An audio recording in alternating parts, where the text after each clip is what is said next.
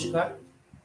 ইন্দিরা গান্ধী রাষ্ট্রীয় মুক্ত বিশ্ববিদ্যালয়ের রিজিওনাল সেন্টার কলকাতা কেন্দ্র থেকে আজকের লাইভ প্রোগ্রামে অংশগ্রহণকারী সমস্ত পাঠক সমাজকে স্বাগত। আজকের আলোচনার শুরুতে মহান শিক্ষাবিদ ডক্টর সর্বপল্লী রাধাকৃষ্ণন এর প্রতি শ্রদ্ধা নিবেদন করে আমরা কলকাতা রিজিওনাল সেন্টারের পক্ষ থেকে সমস্ত দেশবাসীকে শিক্ষক দিবসের শুভেচ্ছা জানাই। BHIC 134 History of India 1707 to 1949 to 47, তার unit number 9, topic socio-religious movement in the 19th century। 19 শতকের সামাজিক ধর্মীয় আন্দোলন। এই আলোচনায় আজকে আমার আলোচনার বিষয়বস্তু হিসেবে প্রথমে থাকছে 19 শতকের শেষ ভাগের সংস্কার আন্দোলন, পরবর্তী পর্বে থাকছে আর্য সমাজ সংস্কার আন্দোলন, তারপর আমি আলোচনায় রাখবো স্যার সৈয়দ আহমেদ খান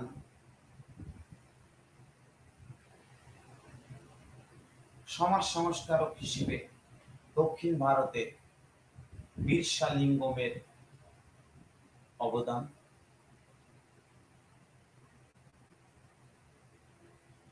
তারপর আমার আলোচনার বিষয়বস্তু থাকবে 19 শতকের সামাজিক ও ধর্মীয় আন্দোলনের কিছু দুর্বলতা এবং সীমাবদ্ধতার ক্ষেত্র,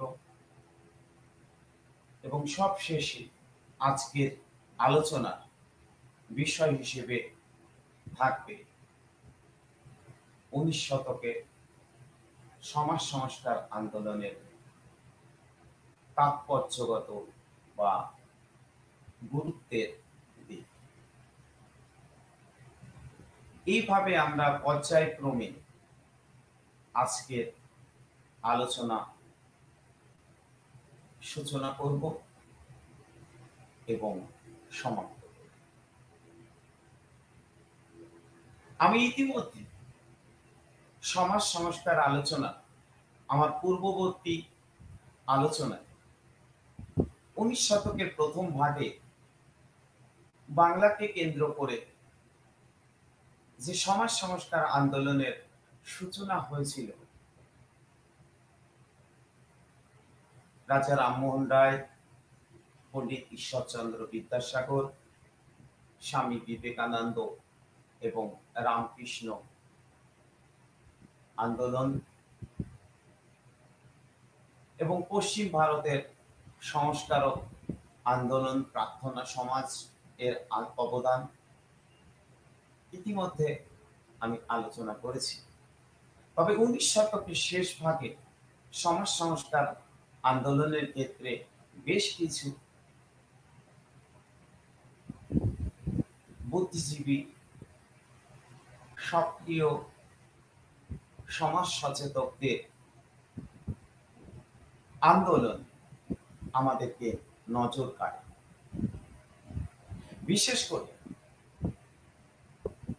মহারাষ্ট্র, গুজরাট সহ পশ্চিম ভারতের, উত্তর এবং পশ্চিম ভারতের বিস্তীর্ণ অংশে এবং দক্ষিণ ভারতে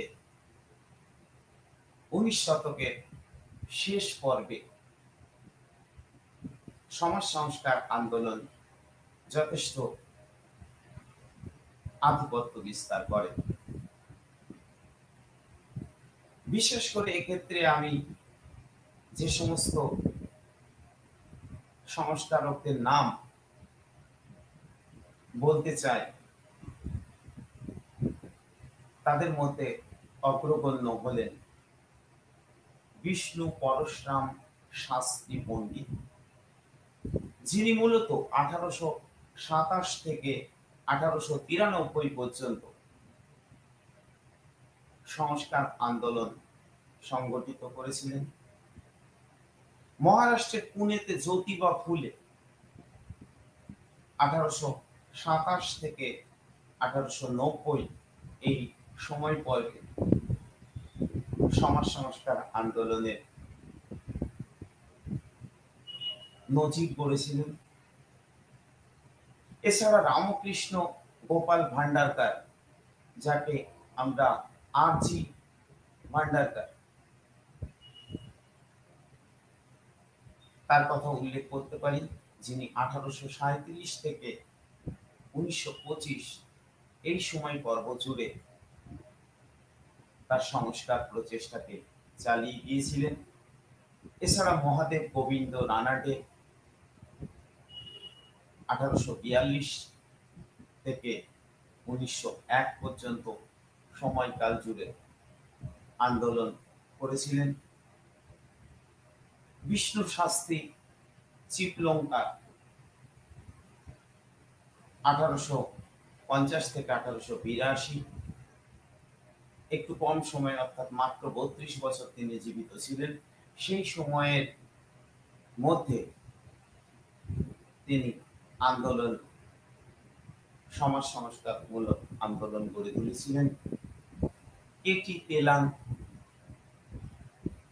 যিনি 1850 থেকে 1893,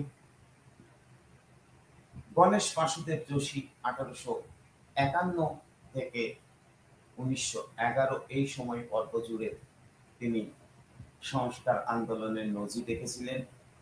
গণেশ বাসুদেব যোশী, যিনি একজন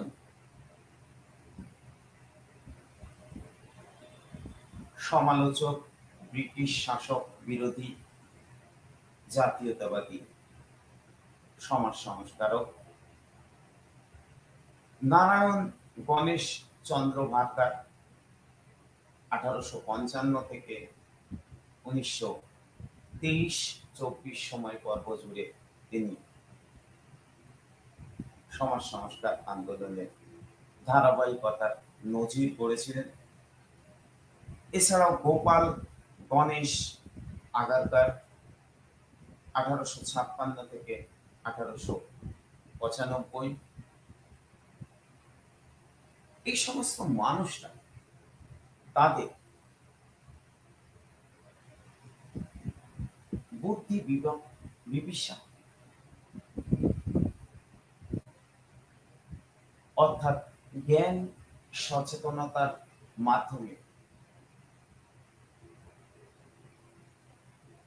সমাজ সংস্কার আন্দোলনের উপর গুরুত্ব আরোপ করেছিলেন। তারা অনুধাবন করেছিলেন ভারতীয় সমাজ কে পরিবর্তন না করলে ভারতীয় ধর্ম আধ্যাত্মিকতার চিন্তা চেতনায়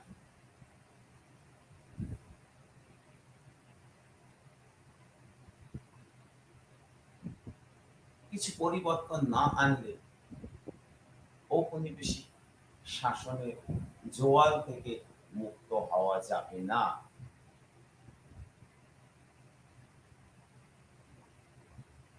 ফলে তারা সক্রিয়ভাবে সমাজ সংস্কার আন্দোলনের ক্ষেত্রে বিশেষ গুরুত্ব আরোপ করেছিল।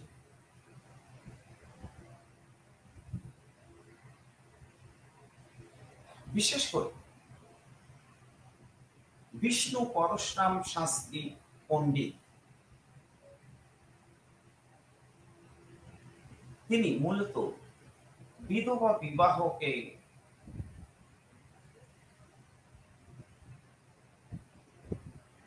সমাজের মধ্যে ব্যাপকভাবে প্রচলন ঘটানোর জন্য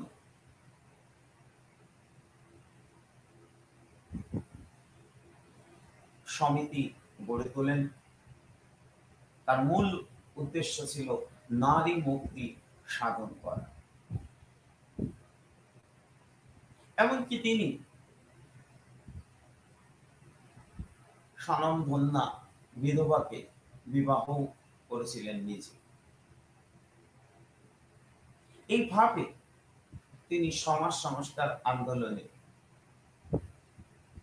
নিজেকে সামিল করেছিলেন।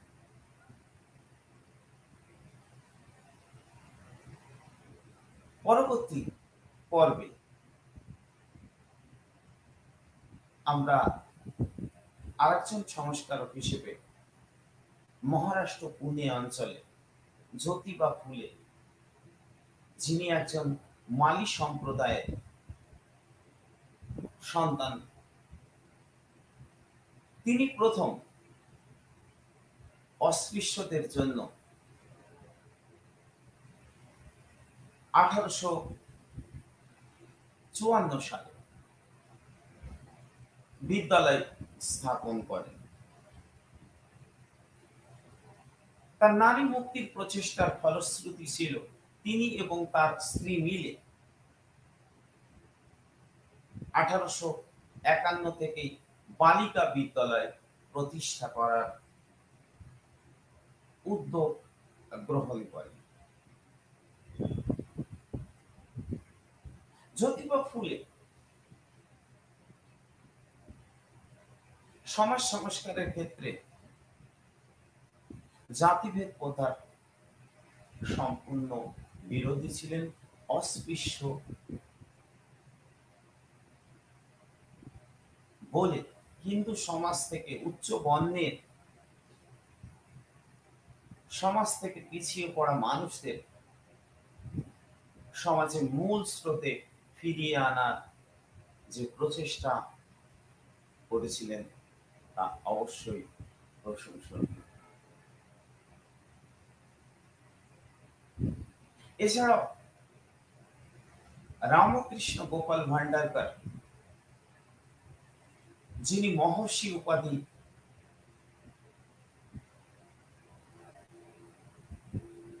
গ্রহণ করেছিলেন, তিনি সমাজে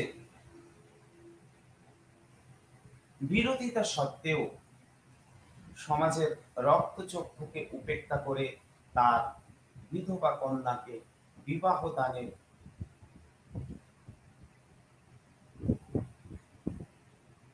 স্বীকৃতি দেন। তিনি কোন প্রকার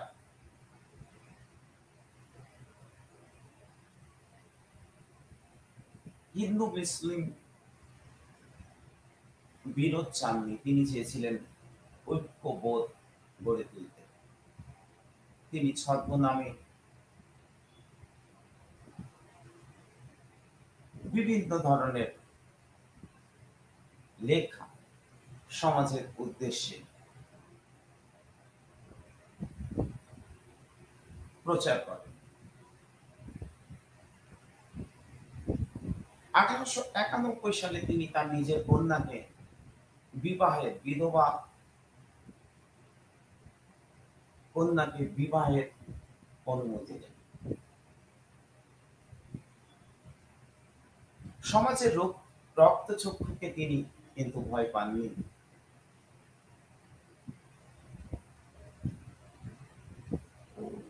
একই প্রচেষ্টা আমরা লক্ষ্য করি মহাদেব গোবিন্দ রানাডের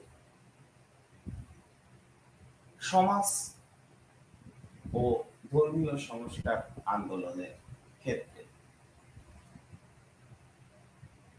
বোম্বের এলফিনস্টোন কলেজের কৃতি ছাত্র রানাডে একজন জাতীয়তাবাদী সমাজ সংস্কারক, দেশের জন্য নিবেদিত প্রাণ, তিনি বোম্বে হাইকোর্টের বিচারকও ছিলেন। সমাজে জাতপাতের বিভেদকে তিনি প্রধান ক্ষত হিসেবে দেখেছিলেন, যা দূর না করা হলে ভারতীয় সমাজ ব্যবস্থার অগ্রগতি সাধিত হবে না। 1867 সালে প্রার্থনা সভার একজন সক্রিয় কর্মী হিসেবে তিনি পরমাংশ সভাকে পুনর্গঠন করেন একেশ্বরবাদের প্রচার এর মাধ্যমে। তিনি প্রার্থনা সমাজ সংস্কার আন্দোলনের ধারাবাহিকতাকে এগিয়ে নিয়ে যান। এছাড়াও যে সমস্ত সংস্কারকরা উল্লেখযোগ্য ভূমিকা পালন করেছিলেন তা হচ্ছেন, তাদের মধ্যে দক্ষিণে তেলেগু সংস্কারক বীরেশ লিঙ্গম। তিনি দক্ষিণ ভারতে তেলেগু ভাষায় নানান ধরনের প্রবন্ধ রচনার মাধ্যমে সমাজ সংস্কার আন্দোলনের এক নজির সৃষ্টি করেন। আবার মহারাষ্ট্রে মারাঠি ভাষায় চিকলঙ্কা একটি মাসিক পত্রিকা প্রকাশ করেন। তিনি বাধ্যতামূলক প্রাথমিক শিক্ষার উপর জোর দেন শিশুদের। তার কারণ তিনি মনে করতেন শিক্ষা আনে সচেতনতা, আর সেখান থেকে জাতীয়তা বোধ বা একটা সুস্থ জাতি গড়ে উঠবে। তিনি বাধ্যতামূলক প্রাথমিক শিক্ষা ব্যবস্থাকে এগিয়ে নেওয়ার সক্রিয় উদ্যোগ গ্রহণ করেন। অন্যান্য সংস্কারকদের মধ্যে দাদাভাই নওরোজি সহ অনেকেই 19 শতকের শেষ ভাগে উল্লেখযোগ্য অবদান রেখেছিলেন। এইভাবে আমরা 19 শতকের প্রথমার্ধে যে সংস্কার আন্দোলনের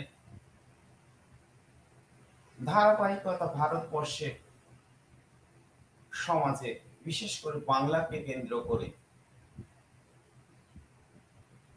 গড়ে উঠেছিল, সেই ধারাবাহিকতা 19 শতকের শেষ ভাগে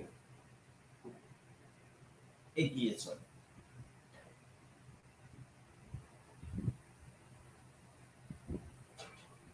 আমার পরবর্তী আলোচনার জায়গা সমাজ সংস্কারের ক্ষেত্রে আর্য সমাজ এর অবদান। 1875 সালে স্বামী দয়ানন্দ সরস্বতী গুজরাট ও মহারাষ্ট্র পরিদর্শন করেন। তিনি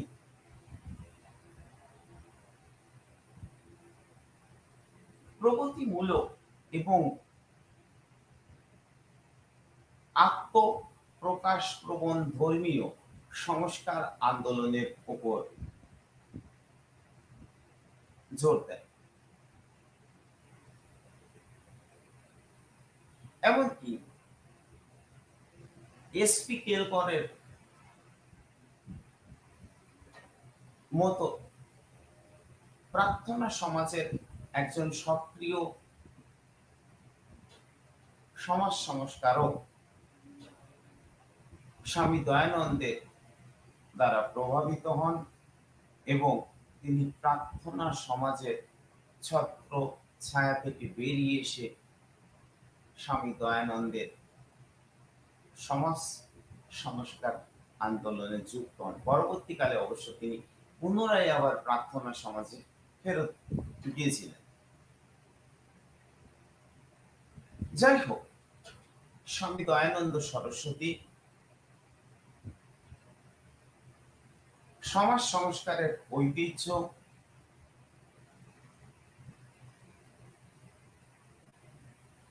যে নজির সৃষ্টি করেন তা অবশ্যই প্রশংসনীয়। 1875 খ্রিস্টাব্দে তিনি আর্য সমাজ প্রতিষ্ঠা করেন। ভারতীয় ধর্মগ্রন্থের মধ্যে বেদকে তার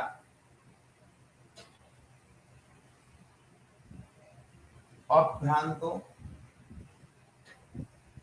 সবচেয়ে সঠিক বলে মনে হয়েছিল।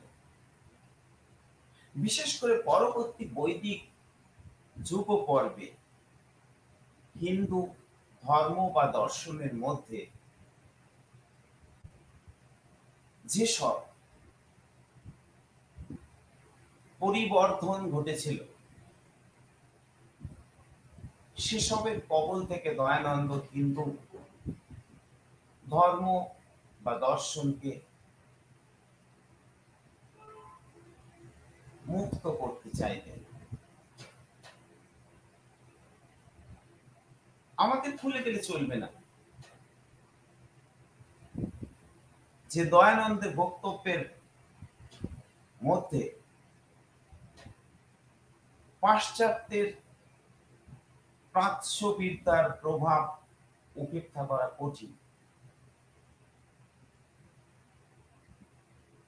সেই ধারণায় ইসলাম ও খ্রিস্ট ধর্মের মতো হিন্দু ধর্মকেও পুঁথিগত ধর্ম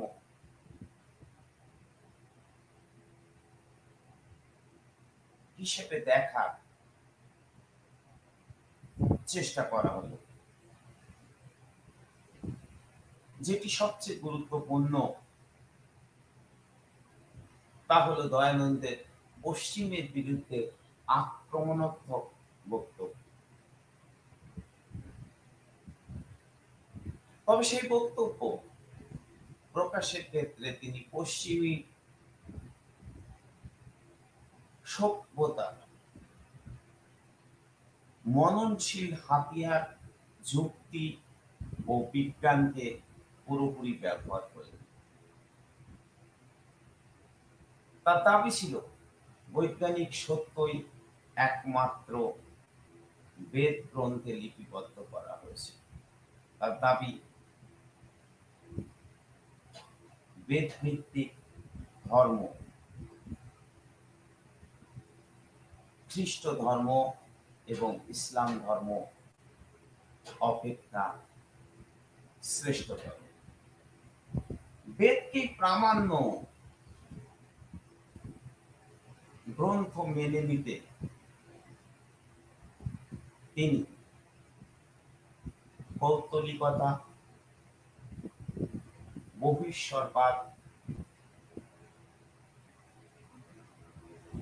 ব্রাহ্মণ পুরোহিতদের আচার সর্বস্ব ধর্মাচারকে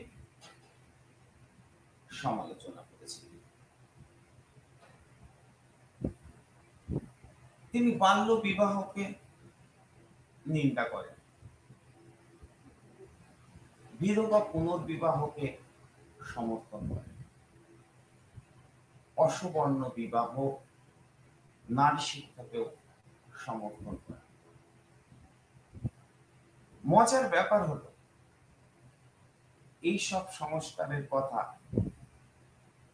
পাশ্চাত্যের সংস্কারকরাও বলেছিল। তবে দয়ানন্দ অস্পৃশ্যতাকে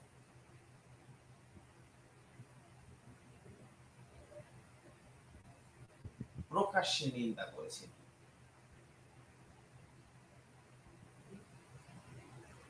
জাতিভেদ প্রথাকে অস্বীকার করেছিলেন। তিনি অবশ্য একই সঙ্গে চতুর্বর্ণ বিভাগকে সমর্থন করেছে। এইভাবে ভারতীয় সামাজিক সংগঠনের মূলে তিনি আঘাত করেছিলেন। দয়ানন্দের ব্যাপক সংস্কারবাদ গোড়া হিন্দুদেরকে আশ্বস্ত করতে পারেনি, ব্রাহ্মণদেরকেও নয়।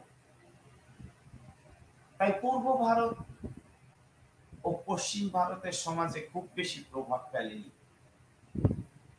তার সংস্কার আন্দোলন বা ধর্মীয় আর্য সমাজ ভিত্তিক আন্দোলন।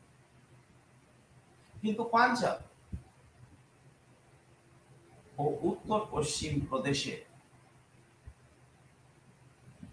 মানুষেরা দয়ানন্দের সংস্কার আন্দোলনের দ্বারা প্রভাবিত হয়েছিলেন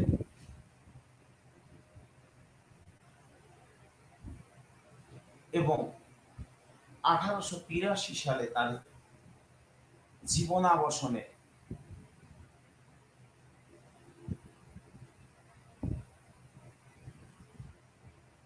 পরে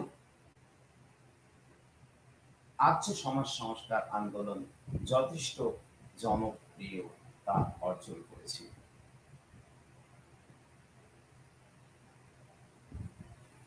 অর্থাৎ 19 শতকের দ্বিতীয়ার্ধে আর্য সমাজ সংস্কার আন্দোলন ভারতের সামাজিক ধর্মীয় আন্দোলনের ক্ষেত্রে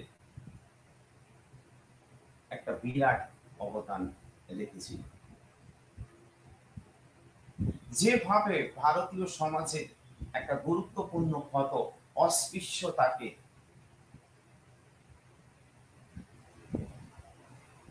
স্বামী দয়ানন্দ সরস্বতী তুলে ধরেছিলেন এবং নারী শিক্ষার কথা বলেছিলেন এবং নারীদের সার্বিক উন্নয়নের জন্য বিভিন্ন ধরনের শিক্ষার আয়োজন, আবাসিক স্থাপন এর উদ্যোগ গ্রহণ করেছিলেন, তা অবশ্যই প্রশংসার দাবি রাখে।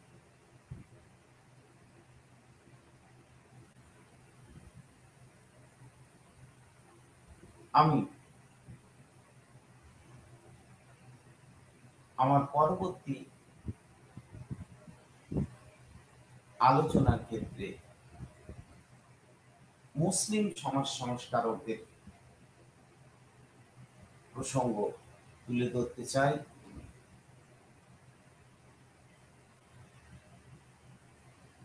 তার কারণ বহুত্ববাদী ভারতে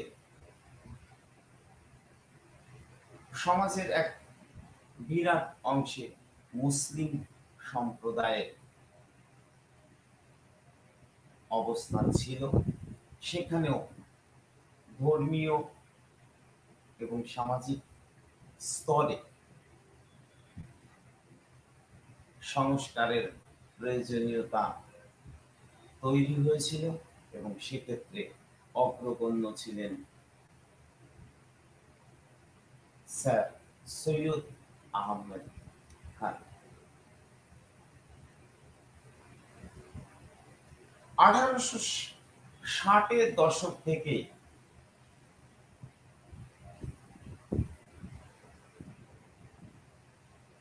মুসলিম সমাজ ব্যবস্থার মধ্যে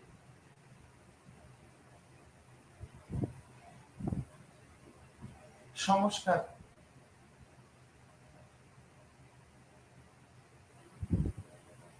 এর প্রয়োজনীয়তা অনুভব করতে থাকে। বিশেষ করে ভারতবর্ষের মধ্যযুগীয় পর্বে আমরা যদি লক্ষ্য করি তাহলে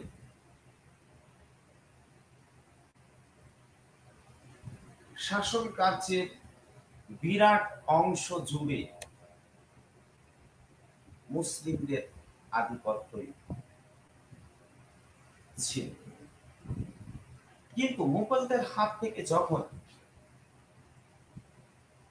ইংরেজদের হাতে ক্ষমতা হস্তান্তরিত হয়, মুসলিমরা কোথায় যেন সমাজে ক্রমাগত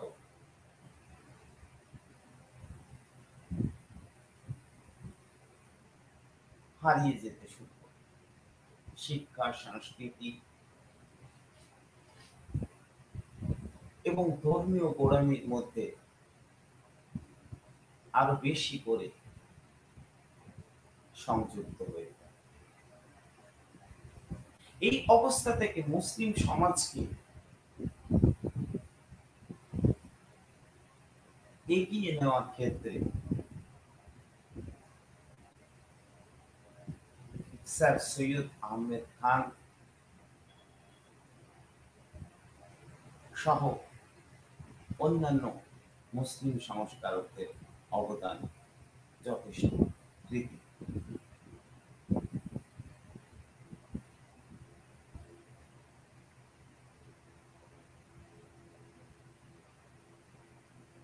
তবে সময়ের স্বল্পতা আমাকে খুব সংক্ষিপ্ত আকারে পাঠক সমাজকে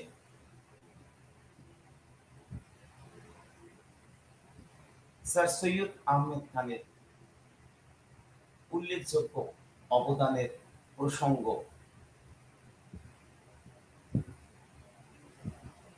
কেবলমাত্র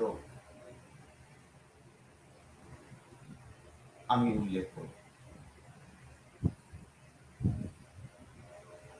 1875 সালে স্যার সৈয়দ আহমেদ খান উচ্চ বর্গের মুসলিম শিক্ষার্থীদের জন্য Aligarh Mohammedan Anglo oriental college, যা পরবর্তীকালে আলিগড় বিশ্ববিদ্যালয় নামে পরিচিত, সম্ভ্রান্ত মুসলিম এবং হিন্দুদের আর্থিক সহযোগিতায় প্রতিষ্ঠা করেছিলেন স্যার থিওডোর বেক। এই কলেজের প্রিন্সিপাল হিসেবে কাজ করেছিলেন, অধ্যক্ষ হিসেবে কাজ করেছিলেন। এখানে একমাত্র উচ্চবর্গের মুসলিমদের জন্যই শিক্ষার আয়োজন করা হয়েছিল।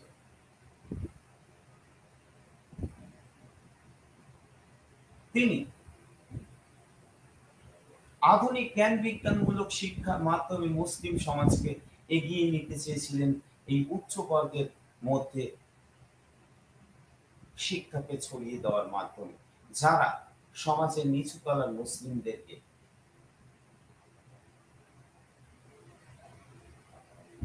তাদের শিক্ষার দ্বারা আলোকিত করবেন এবং মুসলিম সমাজের সার্বিক অগ্রগতি সাধিত হবে।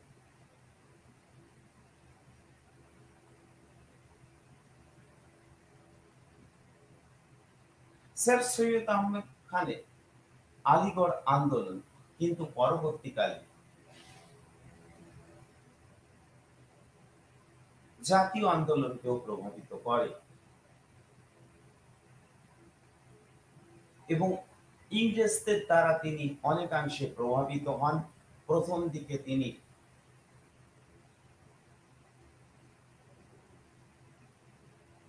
জাতীয় আন্দোলনের সঙ্গে সংযুক্ত থাকলেও পরবর্তী পর্বে ক্রমাগত হিন্দু মুসলিম বিভেদের ক্ষেত্র হয়ে ওঠে তার আলিগড় আন্দোলন।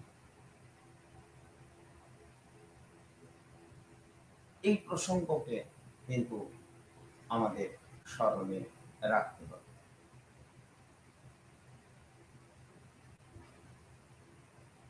তবে আলিগড় আন্দোলন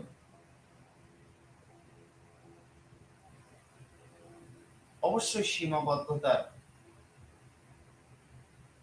দ্বারা চিহ্নিত হলেও মুসলিম সমাজের মধ্যে আধুনিক জ্ঞান বিজ্ঞানমূলক শিক্ষাকে ছড়িয়ে দিতে এবং মুসলিম সমাজকে তুলে ধরতে স্যার সৈয়দ আহমেদের প্রচেষ্টা পরবর্তী পর্বে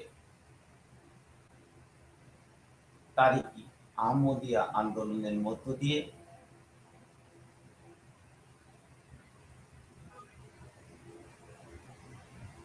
প্রকাশিত হয়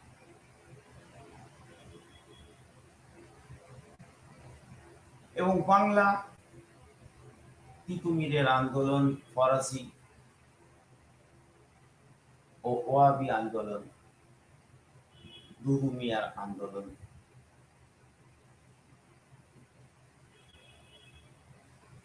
মুসলিম সমাজকে যথেষ্ট সক্রিয়ভাবে প্রতিবাদ মুখর করে তোলে।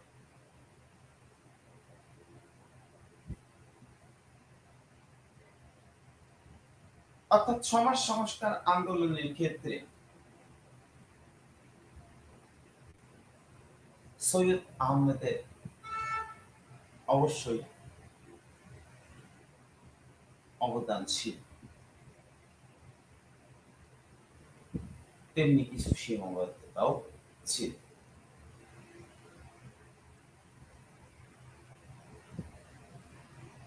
আমার পরবর্তী আলোচনার ক্ষেত্রে দক্ষিণ ভারতের একজন উল্লেখযোগ্য সংস্কারক বীরসালিঙ্গমের প্রসঙ্গ উত্থাপন করতে চাই, যিনি মাদ্রাস প্রেসিডেন্সি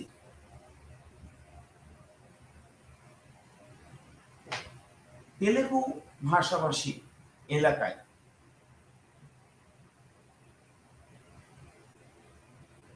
বিধবা পুনর্বিবাহের সপক্ষে সংস্কার আন্দোলন শুরু করেছিল।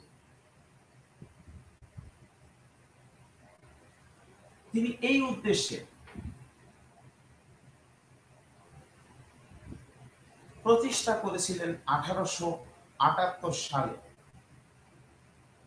সোসাইটি ফর সোশ্যাল রিফর্মস নামের প্রতিষ্ঠান।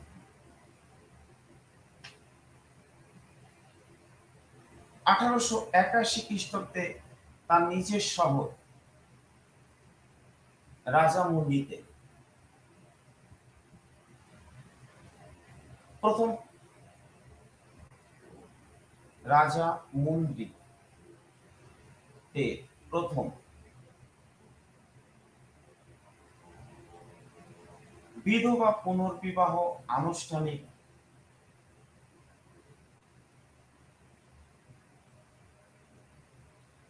পর্বের সূচনা করেছিলেন। এক্ষেত্রে তাকে তীব্র বিরোধিতার সম্মুখীন হতে হয়েছিল দক্ষিণ ভারতীয় ব্রাহ্মণ্যবাদের কাছে। তবে তিনি ধীরে ধীরে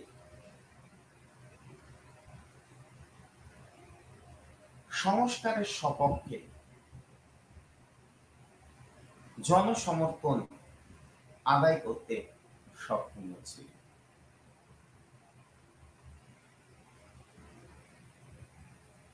এবং 1881 খ্রিস্টাব্দের মধ্যেই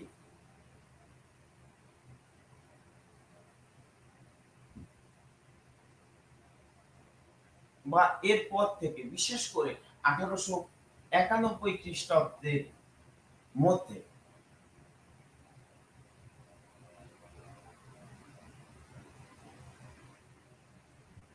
তিনি শহরের বিশিষ্ট নাগরিকদের সমর্থন পেয়েছিলেন।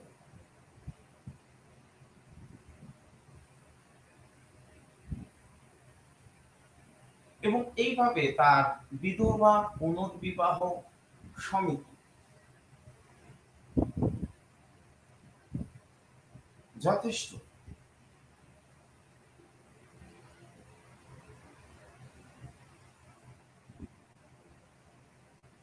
খ্যাতি অর্জন করে, যার নাম ছিল উইন্ডো রিম্যারেজ অ্যাসোসিয়েশন।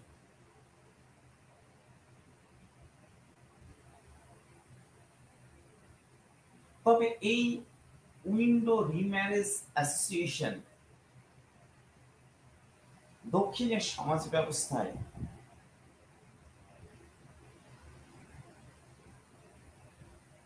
ব্যাপক হারে কিন্তু বিধবা পুনর্বিবাহ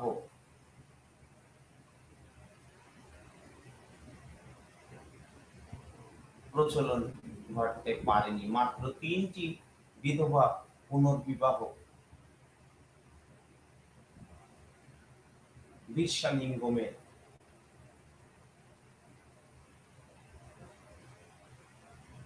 নেতৃত্বে সংগঠিত হয়েছে।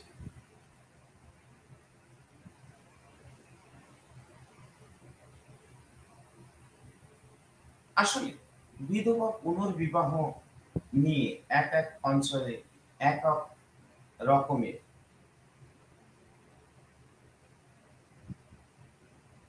পরিস্থিতি তৈরি হয়েছে।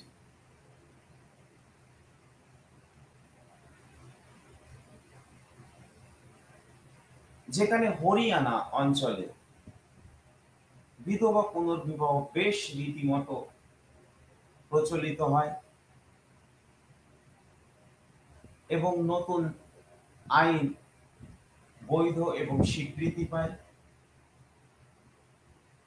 যেমন সরকারি স্তরে তেমনি সামাজিক স্তরেও স্বীকৃতি অর্জন করে।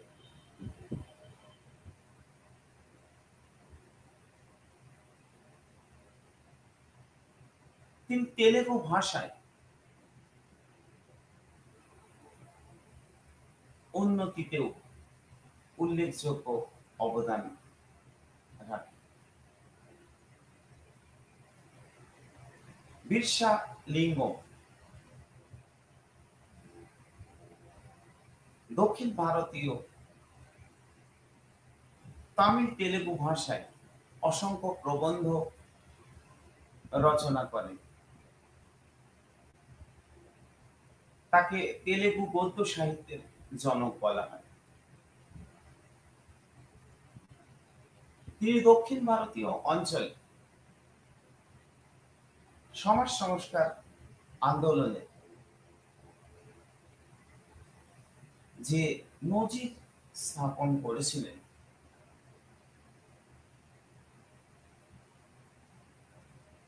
তা সত্যি প্রশংসার দাবি রাখে। তার কারণ দক্ষিণ ভারতের সমাজ ছিল ব্রাহ্মণ্যবাদে মোড়া।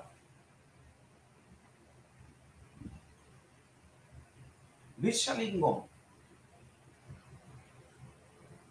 জাতিভেদ প্রথাকেও সমালোচনা করেছিলেন।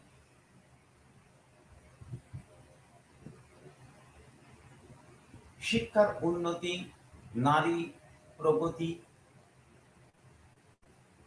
এগুলি তার সংস্কার আন্দোলনের মধ্যে অন্তর্ভুক্ত হয়েছিল।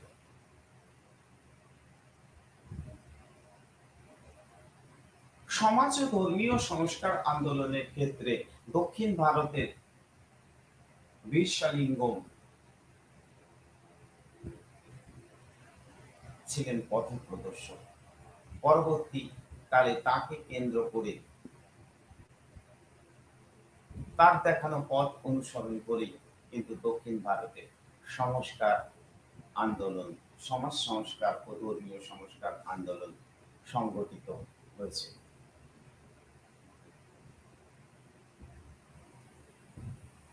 এবং তেলেগু ভাষা সাহিত্যেরও অগ্রগতি হয়েছে।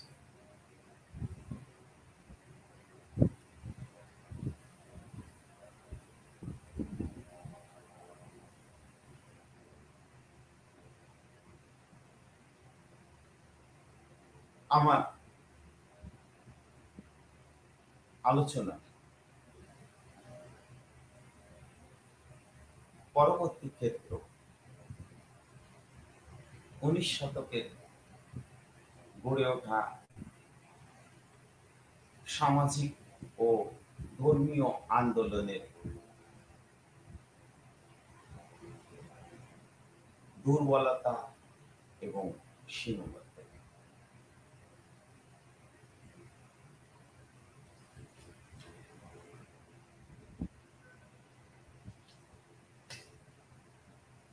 এই প্রসঙ্গে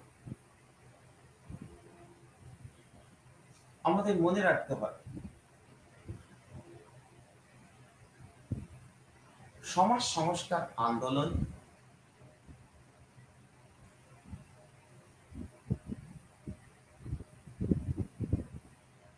বা ধর্মীয় আন্দোলন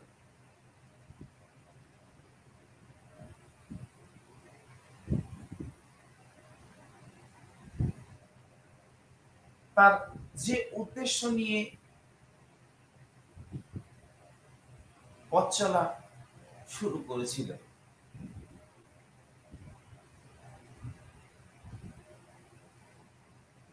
তা কিন্তু লক্ষ্যের সর্বোচ্চ স্তরে পৌঁছতে পারেনি। তার মধ্যে অনেক ধরনের দুর্বলতা বা সীমাবদ্ধতা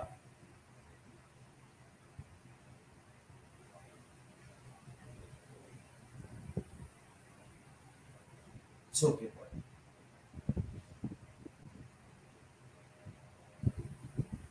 বিশেষ করে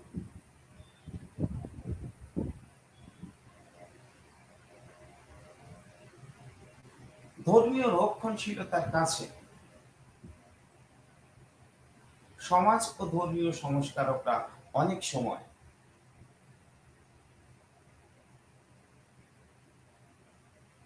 কখনো কখনো একটা ভারসাম্যতা রক্ষার চেষ্টা করেছিলেন।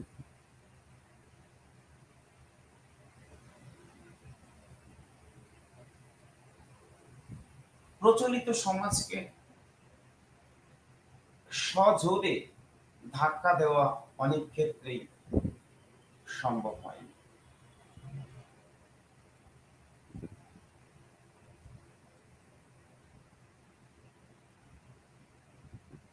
বিশেষ করে সংস্কারকদের সবাই নিজেরা এক মত এবং পথে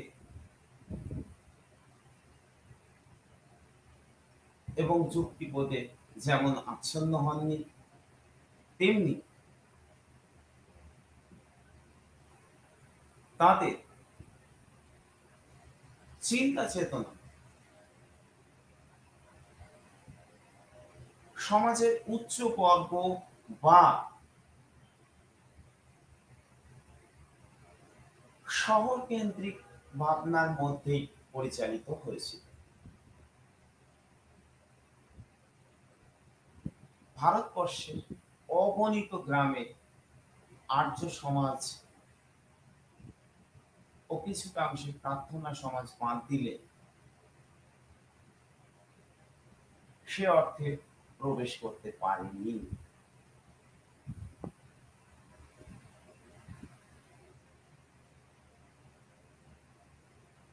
তাছাড়া আর্য সমাজ এবং প্রার্থনা সমাজই কেবলমাত্র ভারতবর্ষের সমাজে সবচেয়ে ক্ষতিকর ব্যাধি অস্পৃশ্যতার বিরুদ্ধে একটা সীমিত পর্যায়ের আন্দোলন গড়ে তুলতে সক্ষম হয়েছিল।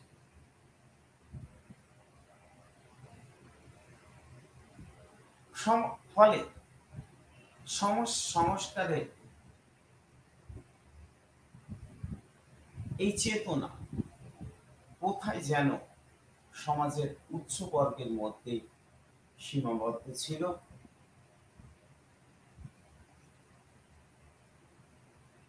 তাছাড়া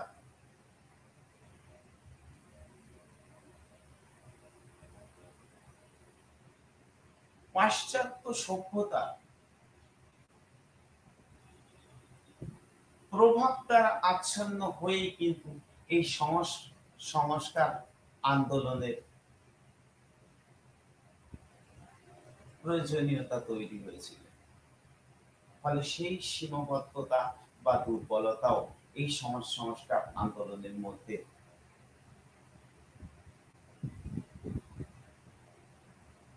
লক্ষ্য করা গিয়েছে। ফলে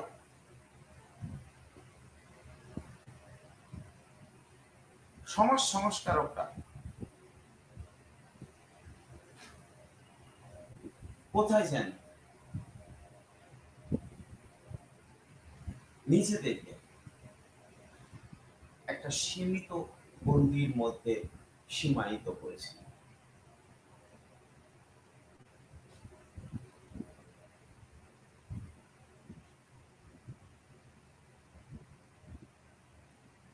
এমনকি নারী প্রগতি যে বিষয়টি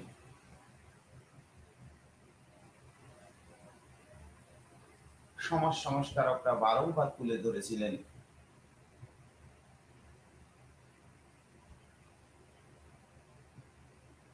সেসব নারীদের দুর্দশা সংস্কার ভিত্তিক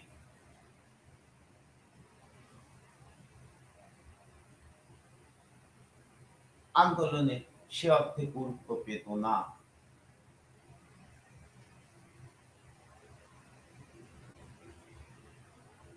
লতামনির ভাষায় নারীরা না ছিল বিষয়, না লক্ষ্যবস্তু, অথচ সতী আলোচনার মূলে সেই নারী, নারীদের নিয়ে বিতর্ক আলোচনায় নারীরাই ছিল প্রান্তবর্তী। বিধবা পুনর্বিবাহ প্রসঙ্গেও এই একই কথা বলা যায়। এমনকি কন্যা শিশু হত্যা বিষয়টি অথৈবচ অবস্থাতেই থেকে গিয়েছিল।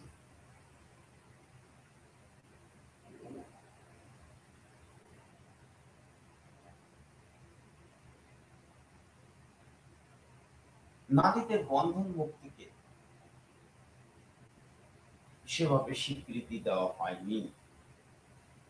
এটা 19 শতকের সমাজ সংস্কার আন্দোলনের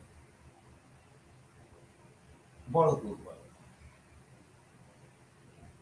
বা সীমাবদ্ধতা হিসেবে আমরা চিহ্নিত করতে পারি।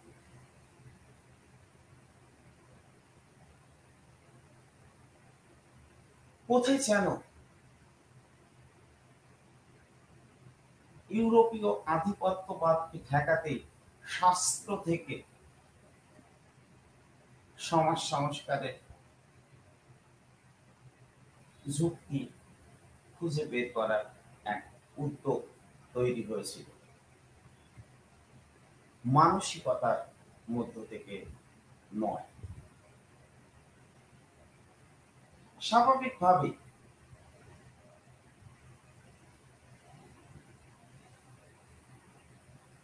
19 শতকের সমাজ সংস্কার আন্দোলন কিছুটা হলেও দুর্বলতা এবং সীমাবদ্ধতার জালে জড়িয়ে পড়েছে।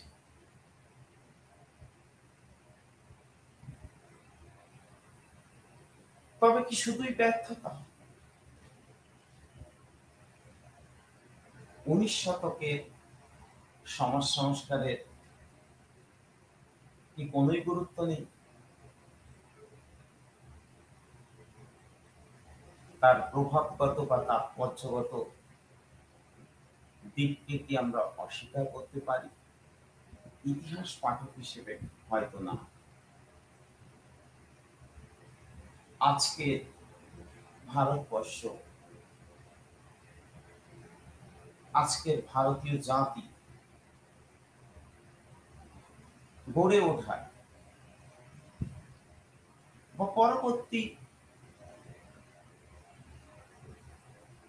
পর্ব জুড়ে, সমাজ সংস্কার আন্দোলনের পরবর্তী পর্ব জুড়ে যে জাতীয়তাবোধের জাগরণ ঘটেছিল তাকে কি অস্বীকার করা যায়?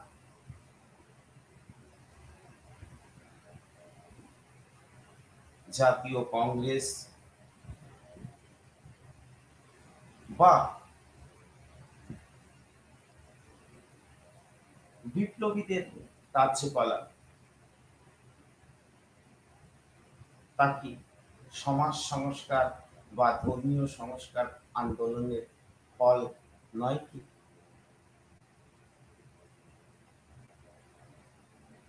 গভীরভাবে আমাদেরকে এই সমস্ত বিষয়গুলি সম্পর্কে ভাবনা চিন্তা করতে হবে।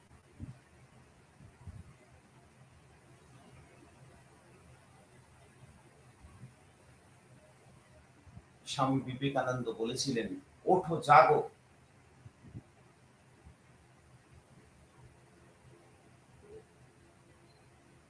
তিনি আহ্বান করেছিলেন জাতীয়তাবাদের মন্ত্রে দীক্ষিত হতে যুব শক্তিকে।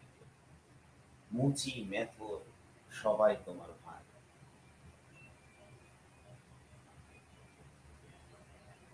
তিনি অস্পৃশ্যতাকে দূরে ঠেলে সরিয়ে দিতে চেয়েছিলেন।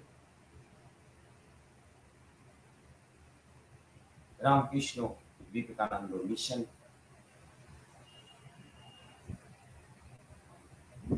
আর্য সমাজ, প্রার্থনা সমাজ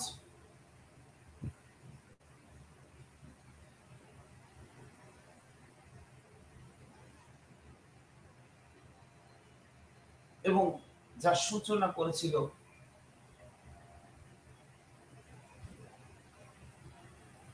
ব্রাহ্ম সভা বা ব্রাহ্ম সমাজ আন্দোলন,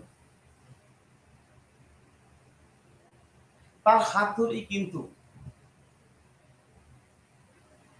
বাংলা, পাঞ্জাব সহ বিভিন্ন স্তরে বিপ্লববাদের উদ্ভব এবং জাতীয়তাবাদী জাগরণ এবং সমাজ থেকে ক্রমাগত কুসংস্কার এর মেঘ সরে যেতে শুরু করে।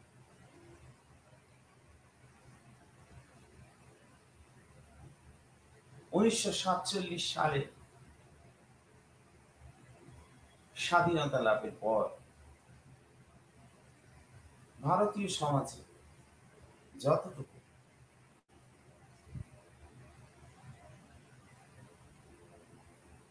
কুসংস্কার এর প্রভাব দ্বারা আচ্ছন্ন ছিল, সেগুলিকেও জাতীয় নেতৃবৃন্দ বা রাষ্ট্রীয় প্রশাসন ধীরে ধীরে সরিয়ে দেওয়ার চেষ্টা করে। কাজে সমাজ সংস্কার আন্দোলন বা ধর্মীয় সংস্কার আন্দোলন 19 শতকে গড়ে ওঠা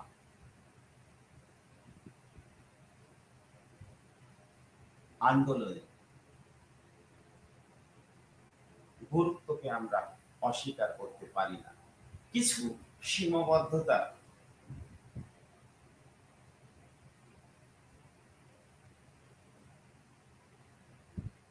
যেমন তার মধ্যে ছিল,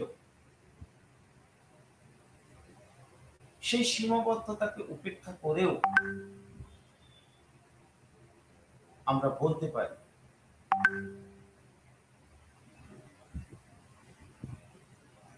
19 শতকের সমাজ সংস্কার আন্দোলন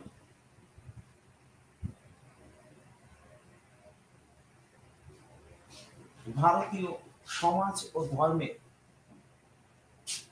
মধ্যে থাকা দীর্ঘদিনের চলে আসা ক্ষতকে নিরাময় করার উদ্যোগ গ্রহণ করেছিল,